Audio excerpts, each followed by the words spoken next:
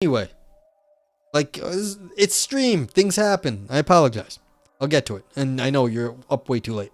This is what neuroimaging of the psychedelic state tells us about the mind-body problem, by Bernardo Kastrup in the Journal of Cognition and Neuroethics. And as always, we review the paper and we read through the paper, see what it has to say, if anything's good, and we review it at the end. If you hang around to the end, you get to be part of the review. Your review will go up on a website, and then it'll be there for all time, and people can see it and see if it sucked or was good, and if you had anything clever to say.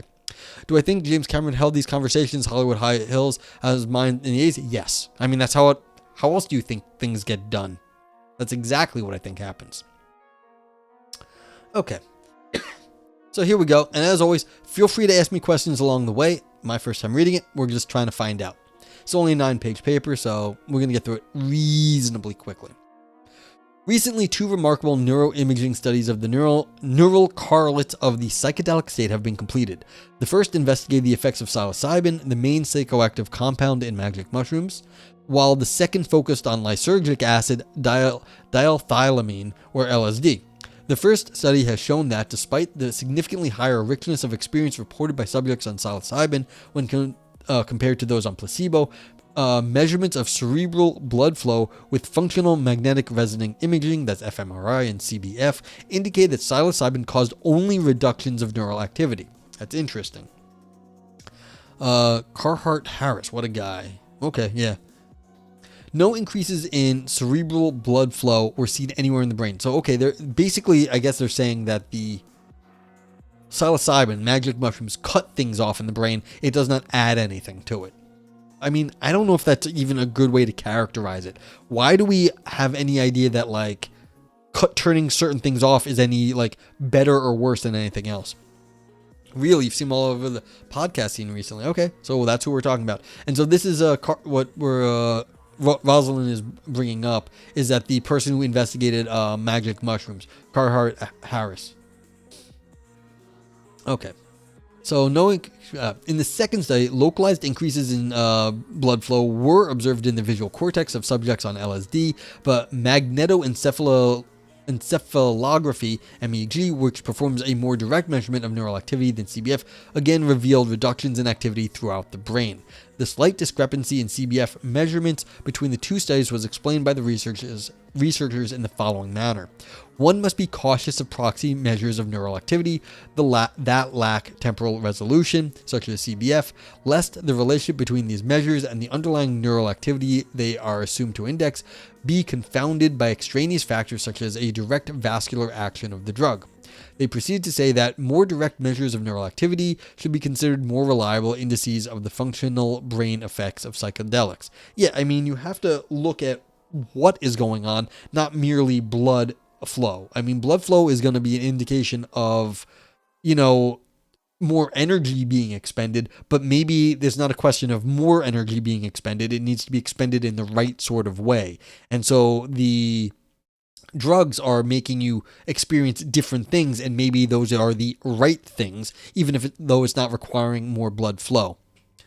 Rosalind says, from my psychonaut studies over the past decade, most psychedelics seem to cause deceased flood to the brain. Yes, deceased flood. That's it. Yeah. So your do they measure grip flow? I don't know, Vipers. I don't know what all these things mean. Yes, I take it you meant blood flow, Rosalind. Yeah. Yeah, so it is cutting off a little bit of blood somewhere. Again, you don't want to read too much into that. You don't want to say, look, again, it's messing things up. Maybe it's just redirecting certain thought, like whatever processes in different ways. But yeah.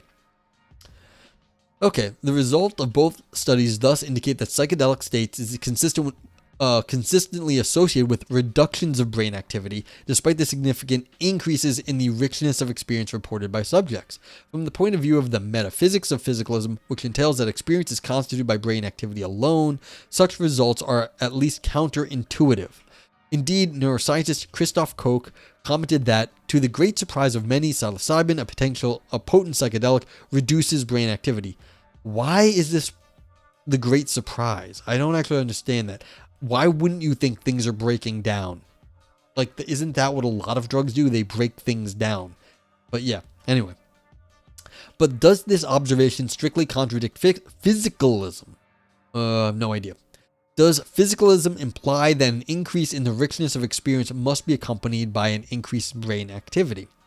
In this brief analysis, the implications of physicalism regarding the relationship between subjective experience and brain activity will be rigorously examined from an informational perspective. The goal is to establish whether the results reported in the neuroimaging studies cited above can be reconciled with physicalism, and if so, under what circumstances. Indeed, as neuroimaging advances and its applications begin to touch on difficult and nuanced problems in neuroscience and philosophy of mind, it becomes crucially important that the related implications of physicalism be unambiguously understood. This is what is attempted here. As such, although this brief analysis focuses only on the psychedelic studies cited, its relevance potentially extends to many more areas of neuroscientific investigation. Okay, let me just tell you what my position is on this right now so you know. I don't think psychedelics will tell us anything about physicalism. I think physicalism will be just fine. Like, I don't think there's anything that they're going to tell us about physicalism. I think physicalism, one way or the other, will be just fine, regardless of what the neuroimaging studies tell us. Rosalind says it was assumed that psychedelics increased blood flow from the 1940s and was such dogma that they didn't find out until the 2010s because no one thought to question. Interesting. I did not know that history, but again, that's like a scientific thingy, not like a metaphysical, like a philosophical one. Professional Dave, welcome in. There are savants who have gotten brain damage and the damage turned off their brakes and allowed them to gain unreal abilities. It might make sense that the hallucinogens would just tap the brakes of the neurons of the perception in the mind. Yeah, I think that's kind of like turning stuff off isn't any different than turning other things on. Because if you turn certain things off, you're going to have like just other things focused on. And so I don't think there's any real, the idea that like blood flow was turning something on or off is like kind of mistaken. It's like just changing where the focus might be. And so it's like, that's why I don't think that I'm kind of in agreement. I don't think there's anything you can really read off of these studies very easily. Viper says, I mean, if I turn off my firewall, my internet experience might be described as richer and more comprehensive. That's true. That's very true. I mean, you're going to be bombarded with more ads. Now, will that take like just showing you all the ads, assuming they don't have extra JavaScript or whatever processing, that might not take up any extra processing power for the browser to show it to you, but you're definitely getting a different experience. So yeah, Aristotle sent you here. Well, welcome in. And our buddy Aristotle. Yeah, who needs a shout out? Who did I not shout out? Well, we can give Aristotle a shout out. That's what we can do. Buddy Aris. I think he's on spring break now. I hope he's getting some of the bottle. There we go. So yeah, if you don't know Aristotle, he's our buddy. He does ancient philosophy and ethics, and he's has great Ask Me Anything streams. Yeah. So Rosalind says, have you read any of Michael Pollan? I enjoyed How to Change Your Mind. I read one of his things on, I have read Michael Pollan. I didn't read that one though. What I read is something on like apples or whatever, on like Johnny Appleseed. So Michael Pollan's a popular author, and he does good work. I like that book. And it's fun because you think Johnny Appleseed was around in like the U.S. We have like this myth of Johnny Appleseed going around and planting apple trees, and everyone was happy because they had apples. And he was like, I don't think so, because when you plant apple trees, mostly you get crab apples. But what you can make out of that is Apple Jack, which is an apple-based liquor. And so when he showed up, everyone was like, we can get drunk now, and they were excited. So yeah. So like that may be the thing, and there was other weird things about the guy. So it's good old one of those. The myth you were taught as kids is just like not at all what the truth was. Okay, the implications of physicalism. Physicalism posits that there are physical entities independent of experience, that the qualities of experience are constituted by particular arrangements of such entities. More specifically, under physicalism, the qualities of experiences are constituted by particular patterns of brain activity, which are called neural correlates of consciousness. Notice that I use the word activity here in the broad and generic sense of metabolism itself, so that only a dead, non-metabolizing brain has no activity. Not all brain activity consists of neural correlates of consciousness, NCCs. Under physicalism, there are also unconscious neural processes. Reductions in these unconscious processes don't necessarily imply reductions in experience, for they aren't NCCs. In fact, if these unconscious processes are inhibitory in nature, their reduction could even cause an increase in NCCs and therefore experience. As such, nothing precludes an increase of NCCs from being accompanied by a comparatively greater decrease in unconscious processes, leading to an overall decrease in brain activity. Clearly then, physicalism does not necessarily imply that more experience should always correlate with more total brain activity.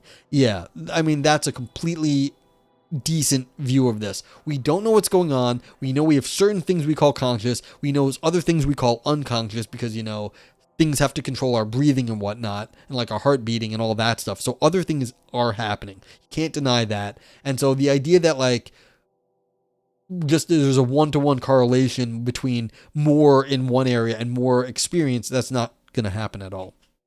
All right, author says, but here is the critical point. Under physicalism, an increase in the richness of experience does need to be accompanied by an increase in the metabolism associated with NCCs, for experiences are supposedly constituted by NCCs. Let's unpack this carefully. Rich experiences span a broader information space in awareness than comparatively dull and monotonic experiences. What? What's an information space? What's an information space in awareness? And what is a comparatively dull and monotonic experience?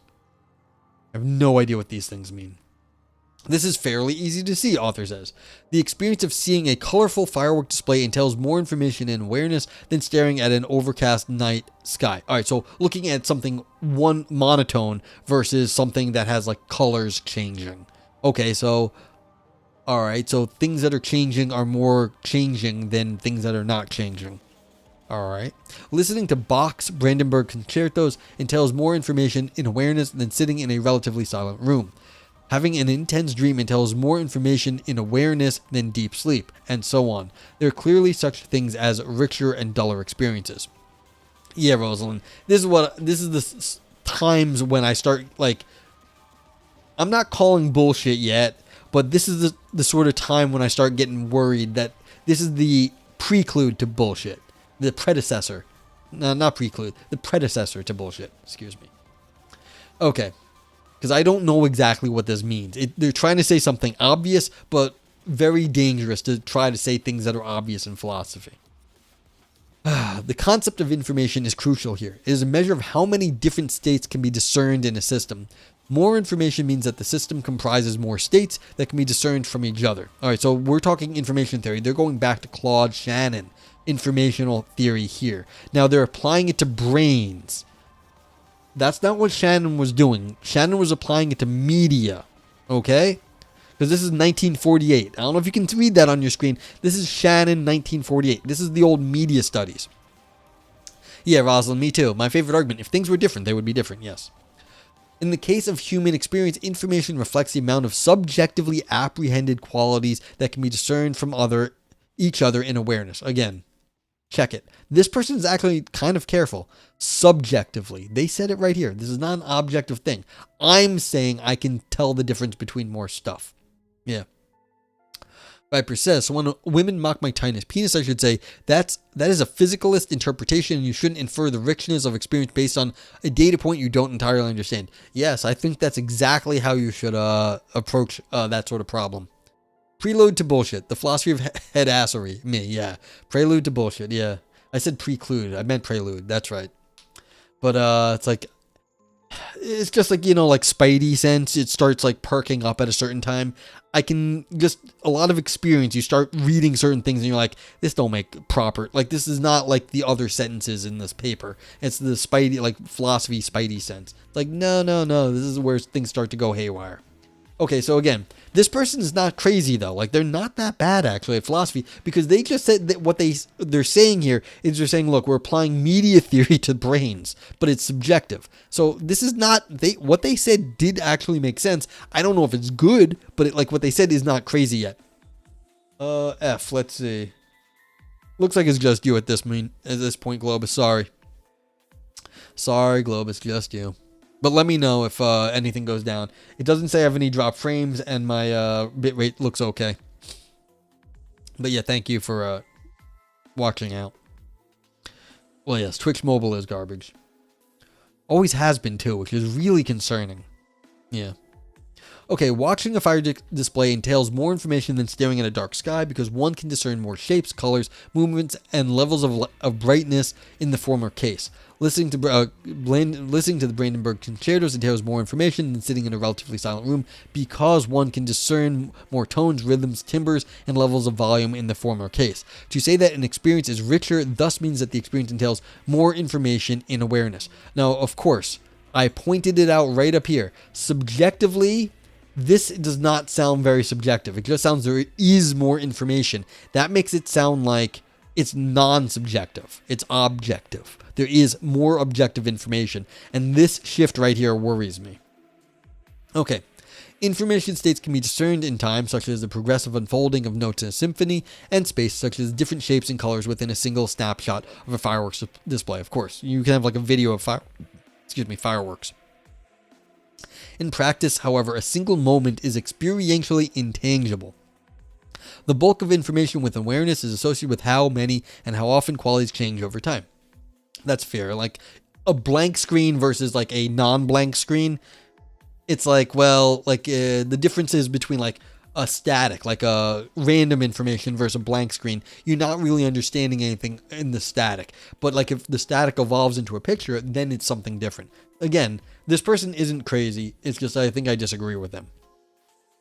Professional Dave says, doesn't a richer experience have a positive connotation? What if it were terrible things on a blank screen? I think they'd be okay with that. They're using the old media theory stuff, saying more information means there's more, just like more data, more metadata could be associated with it. So yes, it has a positive connotation. They have not made use of the positive connotation yet. But like, so that's something to be worried about, but nothing's gone wrong yet because, yeah, they're just saying richer. That doesn't imply better in any way yet, or at least they haven't used better. So it could be a problem, but it's like good catching that, but like it's not, just keep it in mind. Yeah, just keep it in mind. Okay, so therefore, when we speak of richer experiences, we essentially mean experiences wherein a higher number of discernible qualities change more frequently. Yeah, so you can see right here, what they mean is a higher number of things can be, you can just tell there's more change going on. And so it's like if you have like static, you can't really tell how many changes are going on because it's all static to you. But if like you can see fireworks exploding, you can say that was an explosion, that was an explosion, that was an explosion. That's richer, and that doesn't necessarily imply that it's a good thing. It's just you can tell more stuff is happening.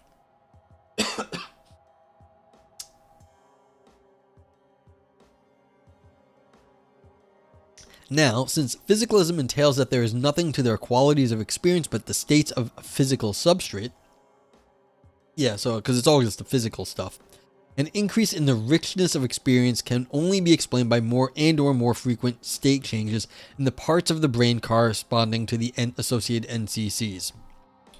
Okay, so if like it's saying, look, you see 3 fireworks go off, so there has to be 3 things going on in your head, as opposed to when you look at a blank sky, you can only see one thing, which is blank. I find that strange. Why do we automatically assume that the blankness in your, like that we're looking at, is directly correlated to how active your brain is? Maybe you're thinking more creatively when you're looking at a blank space than when you're focused on fireworks, and like, hey, you're looking at fireworks, but maybe your brain is more active when you're being creative and thinking about other stuff than just observing pretty fireworks. Maybe you don't like fireworks. Maybe you find them boring. So why would you assume that the brain is automatically going to just have a correlate to the things that you're looking at, especially if you don't like what you're looking at? Yeah.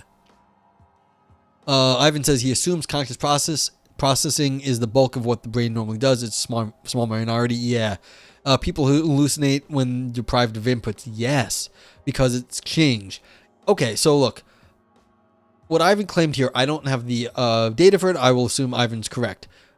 The stuff that your brain's doing, if it's only a small percentage, then maybe you like looking for more change about what we're looking at it's just a very, very, very small amount, and so it's like insignificant. That may be the case. And it's like, yeah, and we hallucinate when deprived of inputs. That's also right. Like I've never been into one of those like chambers which like block all senses, a sensory deprivation chamber, but people hallucinate when in them. And it's like, well, your brain needs to fill up. And so the idea that like it's automatically going to fill up just because you're looking at some fireworks, I find that to be probably empirically wrong. And now Rosalind has a point. It's like, well, if you're looking at something changing, well, wouldn't there be a change represented in your brain? Yes, but Ivan's saying, but how big is that change? Maybe it's really insignificant, especially if what's changing is not something you're interested in. So problems here, like immediate. But like not necessarily wrong, because we're still saying, even on Ivan's account, that there is still change that you could see in the brain. Like there should still be something associated with all the fireworks. Okay. Therefore, the author says, a relative increase in local metabolism is necessary to create the broader information space in the brain. Yeah, see, like I said, the author is not not nuts. They know what they're saying. Local metabolism. So they're making a claim, and maybe they're being disingenuous, saying like you can see it in the big brain, but they're still saying it's localized to whatever you're looking at. Is necessary to create the broader information space in the brain that supposedly constitutes the broader information space in awareness entailed by richer experiences. This is an inescapable implication of physicalism. Yeah, again, but can we actually measure this? I don't know. Without it, subjective experience would become decoupled from the workings of the living brain information-wise. Operationally, thus, physicalism implies a form of local proportionality. The richness of experience must be proportional to the compound metabolic level of the NCCs, even though it doesn't need to be proportional to the total level of activity of the brain. Yeah. So there has to be something that happens when you're looking at fireworks. An analogy may be helpful at this point. If we model the brain as a cellular automata, metabolism is a measure of how many and how often cells change states as times go by. A cell in a cellular automaton doesn't necessarily correspond to a neuron, mind you. A brain displaying high activity corresponds to an automaton wherein many cells change frequently. A brain displaying low activity corresponds to an automaton wherein a few cells change now and then. The conclusion from the discussion above can thus be restated as follows. Richer experiences under physicalism must correlate with an increase in the number of cells encompassed by NCCs and or more frequent state changes in said cells. I don't think it follows, like, this is my personal opinion. I think Ivan's with me on this because I don't think it's very clear what the brain's doing, but that something has to change in the brain. If you're looking at something, yeah, there should be some sort of neural correlate. Now, how much and where it is, very hard to say. Ivan says high-level concepts are represented in very few neurons. Yeah. For example, the neurons representing duck rabbits are very few compared to the neurons that process visual input. When you hallucinate, you pseudo-randomly trigger the high-level concepts without the normal triggering network. Yeah, so this is the problem here. This person, the author here, looks like they're mapping directly, and Ivan's saying there's a quality going on. It's still physicalism, but the quality of ideas is not necessarily correlated to quantity of like brain states. So it's like few neurons might get triggered in some states, a few neurons may get triggered in other states, but you can't exactly tell which one's which unless you know a lot more about the situation. The author here is saying, look, more just means more. And the fact that there is qualities involved, like what kind of ideas are going by, matters. And we're criticizing the author because we don't think that what they're saying is getting at this qualitative issue. Okay, author says, notice that this is a generic conclusion derived from first principles informational considerations. It is independent of the exact nature of the NCCs, neural spiking, neurotransmitter releases, fluctuations of membrane potentials, network configurations, communication or informational integration patterns across neurons, etc. Whatever the NCCs turn out to be or encompass, it remains a direct implication of physicalism that an increase in the richness of experience needs to be accompanied by an increase in the compound level of metabolism associated with the NCCs. Yeah, and I don't think this is a direct thing. I think there's other ways that this can be done. Again, like if, as Ivan indicated, certain neurons are triggered under complex situations, then only those need the blood flow, and a whole bunch of other stuff can drop off. Hydrocannabinoid says, I know a person who has had Parkinson's for 30 years who hallucinates now. Yeah, Parkinson's is a nasty disease and will fuck your head up. But it's like, yeah. So the question is, like, is the hallucination a symptom of the disease? And like, I think the answer is yes. And is it a bad thing? Probably yes. Like, you don't want to be hallucinating most of the time. Yeah. Ivan says, don't try to abstract away neural networks. Ivan Neo's first law. Yes. So, and that's what they did. And I agree. Like, this is, like, I'm not normally defending physicalism. I'm defending physicalism against a bad argument. They've abstracted away the neural networks into raw numerical, like, spikes and stuff. And I think that's an unsophisticated view. Rosalind says, I believe your mind is accustomed to an unchanging sky versus an explosive rocket, which alerts you in microseconds of extreme brightness and loud sound. One of these states is one where you can observe 99% of your time, and what happens in a split second. Of course, it's novel and would change physical states in your brain. Yeah.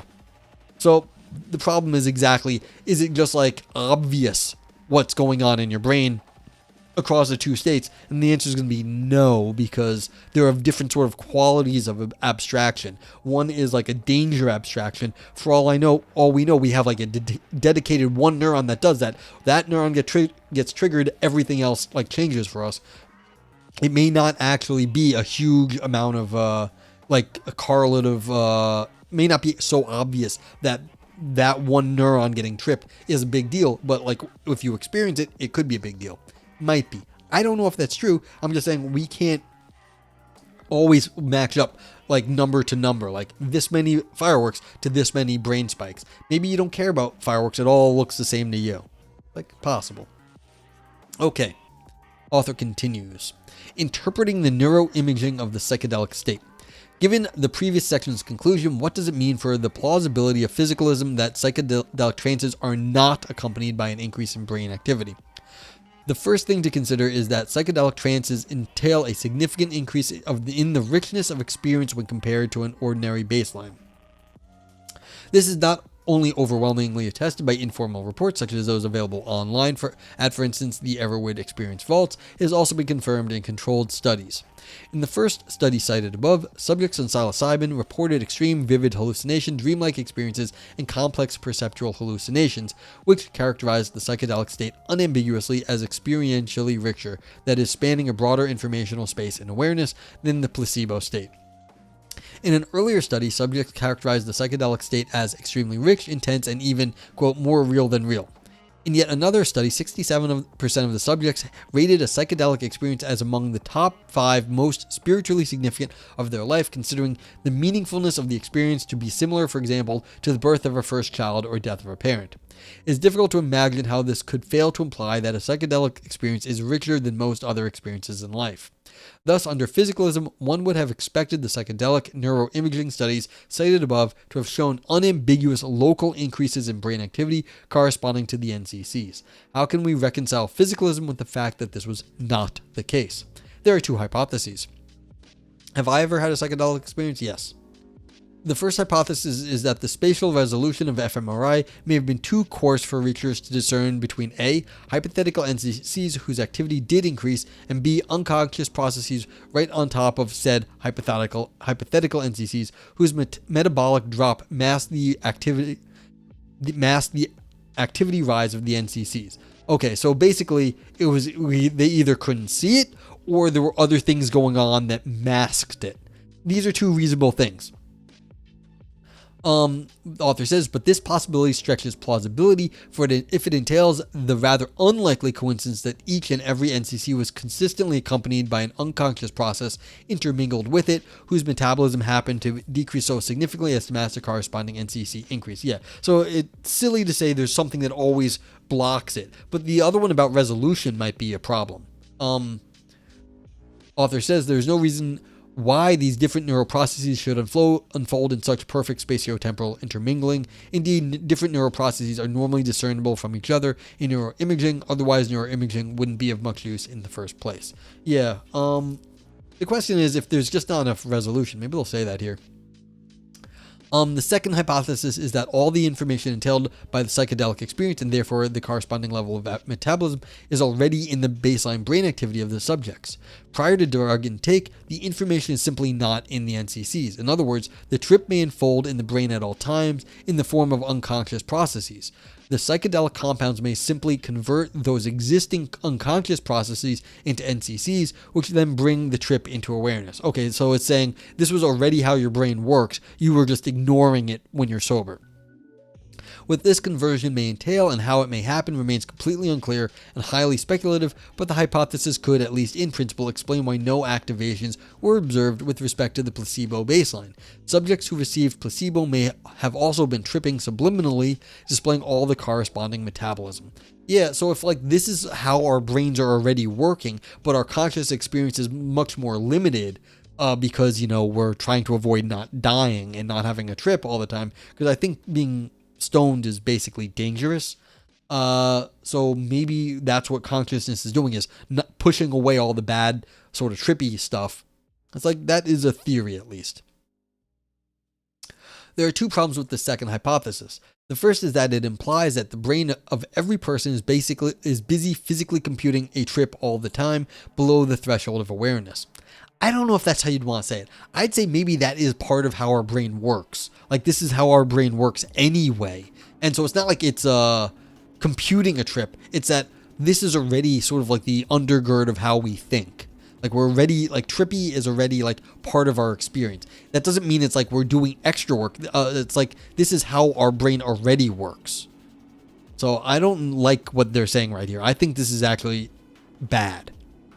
To put this in context, the author says, notice that psychedelic trips often include voyages to indescribable parallel realms, death and bird-like experiences, conversations with what is often described as alien entities or deities, unfathomable and countless insights into the underlying nature of reality itself, the witnessing of indescribably complex structures and motion, synesthetic traversals of the entire gamut of human emotions and beyond, etc. See, again, I don't like this. This is how we interpret our trips. That's not necessarily what's going on in our brain. How we interpret tripping is not the same thing as how our brain is actually working. If we are interpreting how we experience different parts of our brain when we have access to them, that's okay. But if we have to give this much more interpretive thing on it, that's well, that's not right. Viper says, I can think of no greater hell than tripping during a philosophy Twitch meetup. You people would melt me. Yeah, that would be weird and tough. But yeah. But have I ever... No, I've never really done any drugs around philosophy stuff. We can just do MDMA in the broom closet. Yeah, I think what I'm saying is much more reasonable. It's that this is already our brain processes, and when we are not blocking stuff out, then we, have more acts, we see more of our own brain process, and it's not getting blocked out. It's well, okay, but that's how we think. That's not, these other experiences have nothing to do with what our brains are doing in the background. That's how we interpret it, but that's a different thing. It is at least difficult to conceive of a reason why evolution would have led to brains that systematically wasted energy and considerable cognitive resources to continually maintain useless subliminal tripping. See, yeah, I think this is exactly where I disagree. I don't think the subliminal tripping is useless. I think that's just how the brain works. It's doing this trippy stuff in the background, but that's how we interpret it, but has nothing to do with our interpretation of it. I think that's different. How we interpret other things is not how we interpret our experience is not what is going on in our brain. To put it in perspective, consider, for instance, what can be accomplished in art or engineering with the cognitive resources associated with the imagining of a single complex structure or movement. Many of us have difficulties with simple 3D perspective, let alone the movements of complex structures. Yet the hypothesis here that we are all subliminally wasting many resources than this all the time. Such an idea seems, again, to stretch plausibility. No, I don't think this is all. We are not wasting resources in trying to do 3D perspective. We are wasting resources in seeing the world. This is difficult. To be able to spatially orient yourself in your any amount of space is a difficult problem. This is why we can dance, because we can do extremely fancy things, understanding about our, even just driving. I take it most of us know how to drive, even a bike. This is a very complex and hard thing.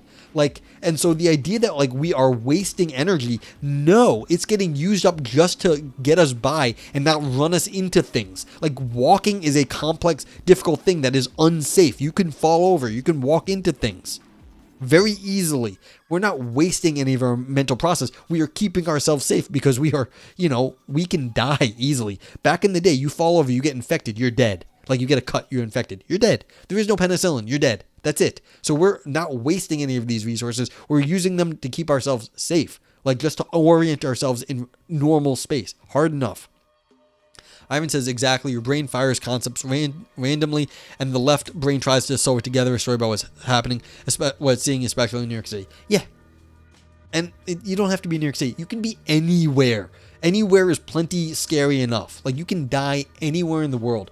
Chances are people have died exactly where you are at some point. Like it's not that hard. Like I said, back in the day, you get an infected cut, you're going to lose your entire arm. It's like easy. Didn't you see that documentary? Yes, I saw that movie with Scarlett and Morgan Freeman and yeah. The funny thing is I hate those like ideas that you only use 10% of your brain. The movie was like, it was okay. It's like, oh yeah, there's some drug that will unlock the rest of your 90% of your brain. I find that to be terrible philosophy, terrible everything. But it's fun and I like watching Scarlett run around, so that's always good. The second problem with the second hypothesis is this. In another brain imaging study, researchers used fMRI to measure the neural activity of subjects as they slept and dreamed. The metabolic activity corresponding to dreaming up trivial visual experiences, such as seeing a person take a photograph or staring at a bronze statue, was clearly identifiable. So the added metabolism of dreaming up trivial images is significant enough to be picked up out from the baseline activity wherein, ex hypothesis, unfathomable psychedelic tripping is continuously taking place. That's interesting that you can actually see the dreams, of course. But again, that's over and above like whatever the brain is doing when sleeping. So author says this suggests that the metabolic level of the hypothetical subliminal trip cannot be overwhelmingly higher than that of the trivial dream. Yeah, so that's a good point, that if we were looking for this over and above, we should be able to pick it out because we can see dreams. Again, like I said, I think the tripping stuff is the background work of the brain, so it's like the baseline. Author here seems to think it's adding something, and that's a big disagreement between us. If it were, the activity signal of the dream would have been mere noise indiscernible from the baseline. Yet in terms of information richness, the experience of, for example, staring at a bronze statue is negligible in comparison to that of a full-blown psychedelic trance. Therefore, given the previous section's conclusion, the trivial dreams should have been metabolically negligible and indiscernible from the baseline, which reduces the second hypothesis to a contradiction. Defending science against bad philosophy since 1980. Yeah. TM, trademark. But I mean, I'm with you on this one. It's like there are ways around this saying that like, oh, this is going to refute physicalism. It's like, no, there are ways around this. I just don't like bad arguments. And this is not, and the worst part is this isn't even that bad. It's just I happen to agree with the chat today. So it's like, yeah. In conclusion, both hypotheses conceive to reconcile physicalism with the results of recent neuroimaging studies of the psychedelic state are implausible. At present, it remains unclear if and how physicalism can accommodate such neuroimaging results. This, of course, does not mean that the results outright refute physicalism in and of themselves. Other hypotheses may exist that have not been considered in this brief analysis, and further studies of the neural correlates of the psychedelic state may reframe the current results. Until more clarity is achieved, however, one is left with this sobering thought. Dreams and psychedelic trances are analogous in that neither can be attributed to sensory inputs, both being entirely imagined experiences. Yet in a dream, when one experiences something as dull as staring at a bronze statue, the corresponding brain activations can be clearly discerned by fMRI. But when one undergoes psychedelic trances, rated by 67% of subjects as one of the 5 most significant experiences of their lives, no conclusive activations can be discerned anywhere in the brain. Yeah. Castrop wrote a book entitled Why Materialism is Baloney. Wow. I mean, some people go with fire, some people water, some people air, and other people bologna. You know, I like bologna sandwiches. Okay. Conclusion. Let's just get this done. The generic implications of the physicalist metaphysics regarding the relationship between the richness of experience and brain activity levels have been rigorously examined and made explicit and unambiguous. The examination was done from the perspective of informational first principles. Recent neuroimaging studies of the psychedelic state have also been reviewed, and their results were found to be non-trivial to reconcile with said generic implications of physicalism. This suggests that either A, future research into the neural correlates of the psychedelic state will reframe the present results in a manner more amenable to physicalist interpretations, B, new interpretive hypotheses will emerge to accommodate the present results under plausible physicalist scenarios, or C, neuroimaging studies of the psychedelic state will render physicalism untenable as a metaphysical option for resolving the mind-body problem. You never set foot in the same baloney twice, yes. Yeah. Yeah, Tindarios, that was a joke. But anyway, we finished the paper, and so now we get to rate it. Rating time. Everyone in chat is welcome to rate. If this paper gave you fun ideas and you thought it was fun, made your brain dance, you type brain dance in the chat, and you get to, it will be there. Then also for big claims that shrivel up, you get to write Nog grapes. For navel gazing only for academics, Nog navel. For Ouroboros, use the Ouroboros. For deep or ancient ideas, that's Nog Oro. Nog scream for existential or artistic drama. Nog turd for all style no substance, still poop underneath. And Nog knife for slicing and dicing arguments. Yeah, and so you can copy them in chat if you don't see them. Met is gone. Nope, Met is still there. So there's also the global all the way on the other side of the screen. Vote yay, vote nay, and vote meh. I never added it to the in chat things, but yeah, it's vote meh. So it's, you can see it's on screen. I didn't add it to the lineup in the automated list there. So you can also do yay, nay, or meh. I have to fix that though. Things to do. So feel free to rate. Anyone in chat is welcome to do so now. So what do you think? And this will go up on a webpage and it will be for all to see. Ivan Neo says, nay, brain dance, grapes, knife, and was it the Nick Cage Descartes? Yeah. If you use, I should remind people, if you use extra emotes or stuff, that will not get saved because I do not have rights to the other emotes. These emotes I paid for. I got a graphic designer off Fiverr to do, so I have rights to them. I don't use other people's stuff because, well, it's other people's stuff. So what would I say? What am I going to say? What am I say?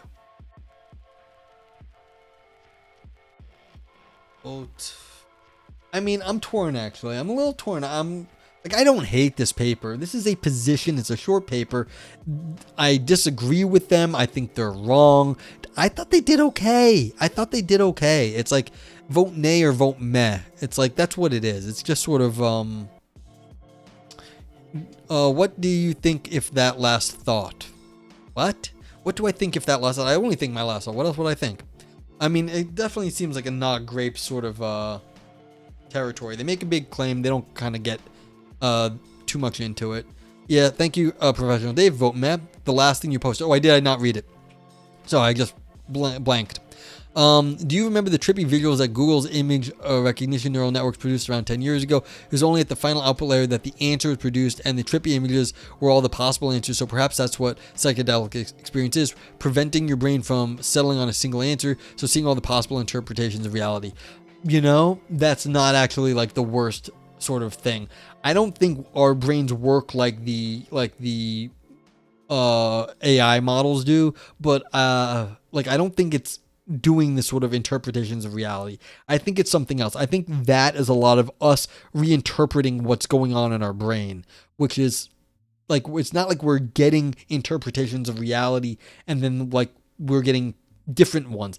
I think when we're tripping, it's more like we are getting some sort of raw data and then sort of trying to reconcile how we understand what we just saw, which doesn't make sense. And so we're sort of glomming on to like half finished somethings. I don't know what they are though. Yeah. So I'm going to give Nog grapes.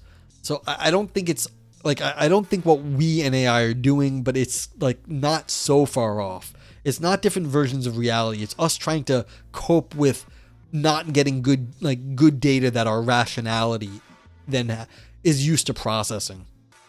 So I'm going to give it a vote meh, you know? I'm going to go vote meh on this because I don't hate this author. I just think they showed their perspective. This may also, I don't know what year this is from. Maybe there's like newer studies or whatever, but they sort of applied a few different things. They didn't do it in a bad way. I disagree with their interpretation. I just think it's silly. In 2016, I still think they should have known better, but do I want to give this a brain dance? Was this any fun?